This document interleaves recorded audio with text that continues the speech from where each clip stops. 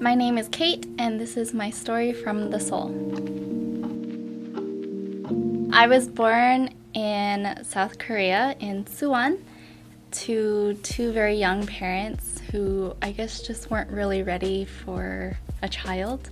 And there were some complications, rumored legally, that my biological father had to exit the picture. And so in that time, in the early 90s, it wasn't really good to have a single mother, especially one who wasn't very wealthy. And so she thought her best option was to give me up for adoption. So my adopted family were actually at that time living and working in Korea at an English academy called Samyuk, and they had been living there for I think like a couple years when their housekeeper, or their person that helped them in the house, was actually my biological aunt. She would continuously ask my parents like if they ever thought about adopting, if they ever wanted a daughter, because I have 3 older brothers. And so then one day, as my parents like to tell me, they got a phone call at about 10 p.m. waking them up saying, "Okay, we have a baby girl for you. We'll drop her off tomorrow morning." And my parents were, in that drowsy state of mind. They were like, what? And so they got up, they talked to each other about, what this could possibly mean. And so what they decided was best, because they didn't know any background about me, that they would house me for a few days until my family found a proper home for me, like a long-term home. But my dad said that he couldn't help himself, and when he saw me the next day, I was 3, and they said I had all of the clothes that I owned at that time, and I just marched up to the door, and they said that they couldn't help themselves, and they were like, "No, we have to keep her." So, like a little lost puppy dog, they kept me. And about another year or so, we lived in Korea. It took me about a month to transition from speaking only Korean to speaking only English. They said for about a month I had created my own little language, which nobody understood. It was like a combination of the 2 languages. And then they said that I just never ever spoke Korean again. So we moved to the States the end of that year, or maybe the next year, I can't remember. And I grew up in Oregon for the majority of my life. So growing up in Oregon, it's a predominantly white community, and my family is also white. So I didn't really grow up with the concept of thinking of a different ethnicity or anything. I just was a person. And I'm very, very grateful for that, and my parents teaching me that a person is a person. Doesn't matter their skin color or the shape of their eyes. But going to school was definitely a different story. I was the only Asian in my school for quite a while. So my school was either like white or Hispanic, and then there was me. And of course, kids are always curious, and they're always trying to understand people, but they didn't really know how to convey that. And so I faced a lot of quite racist remarks growing up. People asking me, like, why were my eyes so squinty? Like, where was I from if I wasn't Chinese? I couldn't be anything except for Chinese, because that's the only Asian, that exists. And that, I faced that for quite a while, but I always, my parents always encouraged me to laugh at those kind of situations, and so I would turn those things into jokes, which later on might not have been the most helpful, because I don't face a lot of serious topics now very well. I turn everything into a joke. But at that time, I think it was good for me, because I was young and I wasn't really understanding why these things were an issue. At times, they would get to the point where I would go home crying, and I wouldn't understand why these things were hurting my feelings and why these kids needed to say these kind of things. And my parents would try talking to the teachers, but of course the teachers didn't have a lot of training, and racial awareness and things like that. So I faced that for quite a while, and I had to just learn how to deal with it. And I became a little bit of a bully in that sense. I started taking their comments and then just turning things on them. I realized looking back on it, I was kind of like a mean girl in like elementary school, middle school, high school. I'd be the girl that would say, okay, today we're wearing skirts, but we're not going to tell that girl because I just don't feel like talking to her. And I realized that a lot of the reasons why I would pick on one girl or something is because at one time they would say something mean or racist to me. But I went through a lot of that, and then in high school I had to, we ended up moving to another school, and so I had to explain myself all over again, the fact that I was Asian and that kind of thing. But by that time I was really, really good at this coping humor mechanism that I had created, and also the like bully, mean girl type thing as well. My relationship with my family has always been quite strong. Like I said, they always encourage me to view other people as just people and not for like this person is of that race, this person is of that religion, that kind of thing. And so I really appreciated that. But as I got older and started to define my own identity, I realized that that might not have been the most helpful, because especially coming back to Korea, I am proud of being a Korean, and I'm happy that I am a Korean, but there are a lot of things that I think that I brushed over as a kid, and I wasn't allowing myself to realize that I was.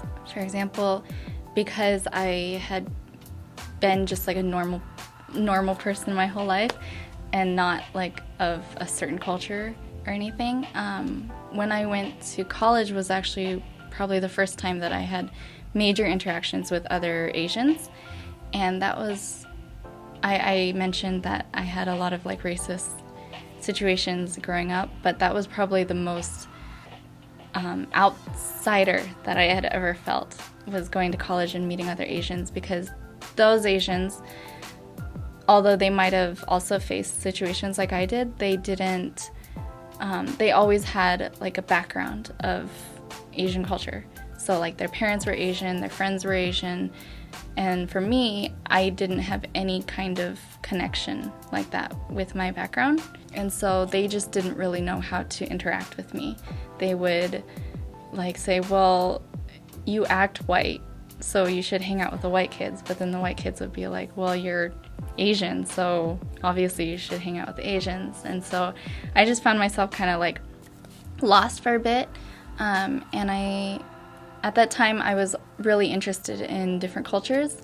So I was studying intercultural communication during college, and it really helped me be able to understand why these kinds of situations were coming up and why people were talking to me in that way, because they just didn't understand. And then it made me realize that I didn't really understand myself either. So for a bit, I was just traveling around quite a bit, like internationally, finding different, like meeting different people from different cultural backgrounds and finding out their stories, and if like race or ethnicity really mattered for somebody's identity. And for me, I realized that it is very important to understand your background, ethnicity, and culture, but I don't think that it is the most important thing in your life. It's about who you are as a person, if you are like kind and loving, and not if you were like from this specific culture, this specific race or religion or anything like that. When kids would like tease me about, for example, like the shape of my eyes, or why my face was flatter than theirs or something like that, I would ask my parents, and they would show me pictures of my biological parents and say, you know, you are a beautiful person. And they always wanted me to understand that I was a beautiful person, and it didn't matter about how I looked specifically, but that I was a beautiful person inside. and they would show me pictures of my biological family and say, you have these traits from your biological mother and father, which I always grew up calling them oma and appa, because that's how I distinguished my American family as mom and dad, and my biological family as oma and appa, even though they mean the same thing. It was just how we always distinguished it. So my oma and appa, they would say, like, you know, your appa, you have his nose, your oma, you have her eyes and her smile, and things like that. So it gave me a lot of encouragement to understand that I did have those traits, but I still never felt like my culture was a certain thing. I wasn't white, because obviously how I look is not white, but I wasn't Korean and I wasn't Asian, because that's not how I was raised. I wasn't raised in that kind of an environment. I had quite a few meltdowns, I remember, as a kid, just confused, not being able to verbalize why I felt a certain way, but just confused about many, many different things. And I realized that a lot of it had to do with like my cultural identity. And I faced a lot of issues with that in college especially, and now coming back to Korea, it's been quite a struggle. During college, I really loved traveling, and I found my travel bug. I lived in Spain for a bit, and after college I was kind of in a rough spot. I didn't really know what I wanted to do, as most millennials are. I graduated and I thought, okay, should I go immediately into work? Because I am the kind of person that if I start working, I'm not going to stop. I'm just going to continue doing it. And I could see myself doing that, but I could feel myself not feeling quite fulfilled. And so I decided to do something completely off the books, which made a lot of people confused and some people angry. I ran away to Australia for a year, and I worked as an au pair, or a live-in nanny. During that year, because I was taking care of babies, they slept a lot, so I had a lot of time to just think. And during that year, I had Christmas off, and my plans had fallen through, so I called my parents and I told them, like, I don't know what to do for Christmas. I have these couple weeks off. What should I do? Like, my whole life, they always tried to get me to go back to Korea, like for a summer or for just like a couple weeks, just to visit, just to see my birth country. And I always said, yeah, okay. But it never happened. There was always something else that would come up. And so I couldn't really get out of it at that time. So I was like, okay, sure, I'll go over to Korea. I came over to Korea on my birthday, and my parents surprised me, and they were like, so tomorrow we're going to go meet your oma, your biological mom, and her family. And coming off the plane, I was a little bit delusional, and I was a little bit shocked, but I'm glad that they did it that way, because if they had kind of asked me ahead of time, I think that I probably would have said no. But I'm really happy that I did that. And so the next day, we went with one of our really close family friends who's Korean, who was working with my parents when we all lived in Korea when I was first adopted. So she came to help us translate, and I remember it was very unconventional. We were on the bus for a couple hours, and I remember I really needed to use the restroom.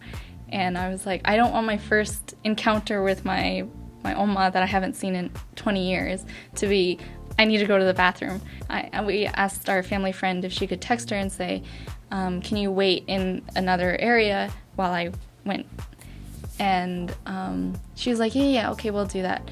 But actually, she was waiting for me off the bus. And so, of course, I couldn't really concentrate on anything. I was just like, I have to go. So I saw her, and I knew immediately that it was her. I hadn't seen her in 20 years, but I just knew that it was her. It was a weird, like, oh, like, that's her. And I got off the bus, and she just grabbed my arm. She was like, okay, let's go to the bathroom. And I was feeling a little bit embarrassed and a little bit confused. I was like, what's going on? But I was like, okay, I'll just go. And then when I came back out, my mom was waiting there for me, and she was like, okay, are you ready? And as I came out of the restroom, I saw my Oma and I was like, oh my God. And I just started bawling, and I guess 20 years of whatever caught up to me, and I cried for that entire day, I remember. And I don't know what I was crying about. If people ask me like, why are you crying? I would say I honestly don't know. There was like 50 billion different emotions that I was feeling. And I can't say that I was feeling like angry or sad or anything. It was just everything all at once. And of course everybody's trying to take pictures and trying to talk and, get to know each other again. But I was crying, so that made her cry. And my Korean grandmother, my biological mother's brothers also were there. And so we all just started bawling and crying, and then my parents started crying, and it was just a big mess of tears all over. I don't think that I have any specific regrets. I try to live forward, in the forward motion, which my therapist would say is probably not the best coping mechanism, because sometimes I forget to face things that are in my past, and I need to remember that my past also does affect my present. But I would say one big thing that I'm facing now, obviously it wouldn't be a problem if I lived in, America or Australia or Spain even, is not being able to speak Korean. And it's something that I have faced a lot of problems with in Korea, because apparently I have a very Korean face. I'm not still quite sure what that means after 3 years of living here, but people, especially older people, like to ask me, why don't I speak Korean? And I obviously can tell them, well, I'm American and I was adopted, so I didn't grow up speaking Korean. But I know that there's something inside of me that just is not letting myself speak Korean, because I know that occasionally, like in lessons, or I remember my very first Korean lesson, I just started crying uncontrollably for no reason. And I guess that there's something that triggers me with the Korean language, but that is probably like my biggest regret, especially living in Korea, because I cannot communicate as much as I'd like to with like friends, or even get like a different kind of job, or my biological family, because I've been able to kind of keep in contact with them. But there's definitely that huge language barrier. So that gives me, that's a big regret for me. But I don't know that there's a lot that I could really do to change that. Yeah, other than that, I grew up in a really wonderful home, a great Christian family with 3 older brothers who were protective and loving, and my parents were just the best. And so I don't have a lot of like problems with my family, really, but I think that there are a lot of issues that, because I was adopted and I wouldn't let myself really grasp that understanding as a kid, which is, I guess, is pretty hard to do. There are a lot of things that I'm now having to deal with as an adult adoptee living in her home country again. As I get older, I realize that there's a lot more people that were adopted. And when we were kids, it was always cool to meet another adoptee, especially if they were like in a good situation, because we could just be like, hey, you're also adopted, you don't look like your parents, like, and it was like funny. But as I get older, I'm realizing like, there's probably more that we could talk about. And I had a friend come visit me in Korea, and she was also adopted, and she recently reconnected with her biological mother. And it was just really interesting talking to her, because although like I have very similar backgrounds to a lot of my friends, the fact that I was adopted is quite a unique situation, and everybody's adoption story is so different. And so it's really cool to be able to talk to other adoptees. And I think I would encourage other adopted kids to be more open about it, because probably one of the biggest things that annoys me is when I tell people that I'm adopted, they go, "Oh, I'm sorry." And I'm like, well, I don't know why you're sorry, because you're not the person who gave me up for adoption.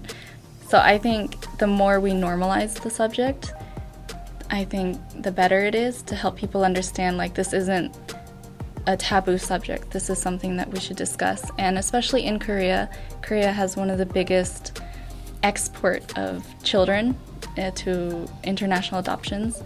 And the government is really trying to encourage domestic adoption.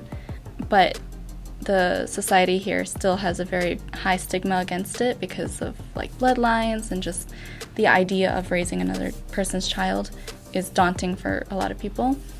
Not only Koreans, but a lot of people. And so I think the more we normalize the subject, the more it will encourage people to be okay with that idea of, or that option of adopting kids. And I think it's really important to not only talk openly about, your feelings. If you're just talking to someone about your situation, even if they don't understand it, I think it's really, really important. And if that doesn't help, obviously going to therapy is really, really good. It helped me a lot. And I think, obviously, I'm not perfect and I'm not super 100% okay with myself. There's always problems that occur, especially living here again. But I think just talking openly about your feelings and about the different things that make you who you are is really, really important. I hope that you guys enjoyed that episode of Stories from the Soul. Be on the lookout for more episodes, and hopefully you guys are gaining insight from this series. Make sure you follow me on social media at skycedi, and also subscribe to this channel if you haven't already, and be sure to hit that notification bell. Until next time, we'll see you in the next video, and remember to always seize the day.